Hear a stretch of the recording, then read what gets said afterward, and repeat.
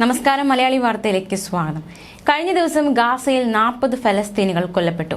Israel സൈന്യം നടത്തിയ ആക്രമണത്തിലാണ് ഫലസ്തീനികൾ കൊല്ലപ്പെട്ടത്. ആശുപത്രികൾക്ക് നേരെ വീണ്ടും ഇസ്രായേലിന്റെ ആക്രമണമുണ്ടായി.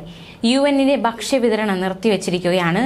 ഇതോടെ ഗാസ മുൻപ് ഒരു മരണക്കയമായി മാറിയിരിക്കുകയാണ്. വീടുകൾ കേന്ദ്രീകരിച്ചാണ് റാഫയിലും സുസൈറാത്ത് ക്യാമ്പിലും ഇസ്രായേലിന്റെ വ്യോമാക്രമണം ഉണ്ടായത്. 40 പേർ കൊല്ലപ്പെട്ടതിന്റെ പകുതിയിലധികവും സ്ത്രീകളും കുട്ടികളുമാണ്. മരണസംഖ്യ ഇനിയും ഉയരുമെന്നാണ് കിട്ടുന്ന സൂചനകൾ.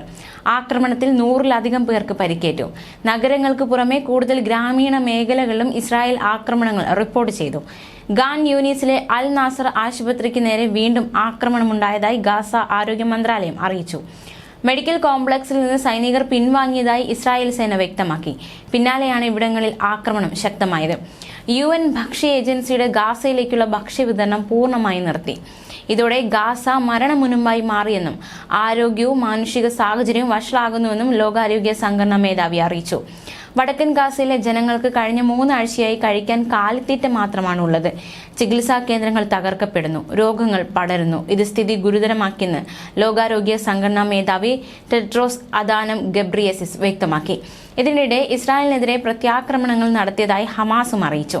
ബന്ദിമോചനത്തിനാവശ്യമായ നടപടി സ്വീകരിക്കണമെന്നാവശ്യപ്പെട്ട് ഇസ്രായേലിൽ പ്രതിഷേധം ശക്തമാണ്.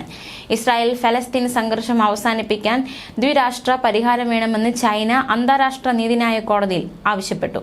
ഗാസയിൽ അടിയന്തര വെടിനിർത്തൽ ആവശ്യപ്പെട്ട് അൾജീരിയ അവതരിപ്പിച്ച പ്രമേയം USA വീറ്റോ ചെയ്തത് ഖേദകരമാണെന്ന് സൗദി അറേബ്യ പ്രതികരിച്ചു.